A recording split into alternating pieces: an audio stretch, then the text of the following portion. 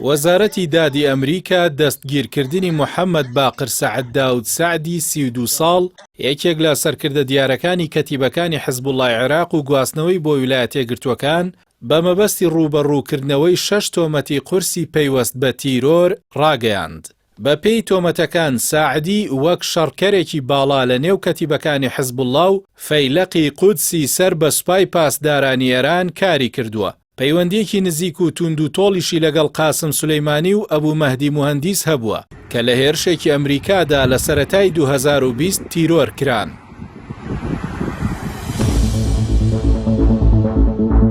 دەسەڵاتدارانی ئەمریکا ساعدی تۆمەتبار دەکەن بەوەی لە پشت پلانگێڕی و ئەنجامدانی نزیکەی 20 هێرش و هەوڵی هێرشەوە بووە لە سەرتاسەری ئەوروپا و کەنەدا و ئەمریکادا. راپۆرتە ئەمنیەکان ئاماژە بەوە دەکەن ساعدی لە ژێرناوی گروپێک بە ناوی بزوتنەوەی ئەسحاب اليەمینی ئیسلامی کە بەشێکە لە کەتیبەکانی حیزبوڵڵا بەرپرسیارەتی چەندین کردەوەی گرتووەتە ئەستۆ لەوانە هێرشێکی تەقینەوە دژی بانکی نیویۆرک مێلۆنی ئەمریکی لە ئەمستەردامی هۆڵندا لە 15 ئاداری 2026 سووتاندنی بانقەستی کەنیسەیەکی جوو لە سکۆپیەی مەکدۆنیای باکوور لە 12 نیسانی 2026 چەقۆشاندن لە دوو جوولەکە کە یەکێکیان هاوڵاتیەکی دووڕەگەزی ئەمریکی و بەریتانی بوو بە سەختی بریندارکردنیان لە لەندەنی بەریتانیا لە 29 نیسانی 2026 هاوکات ساعدی تۆمەتبار کراوە بەوەی لە نێو خاکی ئەمریکادا پیلانی بۆ کوشتنی هاوڵاتیانی ئەمریکی و جوولەکە داڕشتووە. لە 3 نیسانی 2026 لە ڕێگەی ناردنی نەخشە و وێنەی وردی کڵێسا و دامەزراوە جووەکان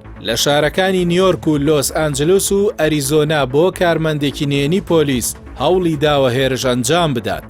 هەروەها بە گوێرەی لێکۆڵینەوەکان ناوبرا و باشکرا هەڕەشەی کوشتنی لە دۆناڵد ترەمپ و خێزانەکەشی کردووە. وەزارەتی دادی ئەمریکا 6 تۆمەتی ئاڕاستەی ساعدی کردووە کە توندترینیان پیلانگێڕی بۆ تەقاندنەوەی شوێنی گشتیە و سزاکەی دەگاتە زیندانی هەتا هەتایی. تۆمەتەکانی دیکە بریتین لە پێدانی پاڵپشتی مادی بۆ کەتیبەکانی حیزبوڵڵا و پێشکەشکردنی پاڵپشتی مادی بۆ سوپای پاسدارانی ئێران کە سزای هەر یەکەیان بەجیا دەگاتە 20 ساڵ زیندانی.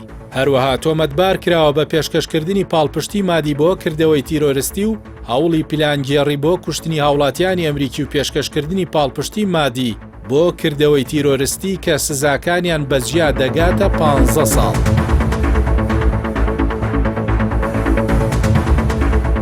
گەرچی دەسەڵاتدارانی ئەمریکا تا ئێستا وردەکاریەکانی پەیوەست بە شوێن یان چۆنێتی دەستگیرکردن و گواستنەوەی بۆ خاکی ئەمریکا ئاشکرا نەکردووە، بەڵام بەپێی ئەوەی بەڕێوەبەری نووسینگەی لێکۆڵینەوەی فیدراڵی ئەمریکا لە دۆسەی دەستگیرکردنیدا ستایشی زۆری تۆم باراک باڵیۆزی ئەمریکا لە تورکیای کردووە بە ئەگەری زۆرە و ناوبراو لەو وڵاتە دەستگیر کراوە.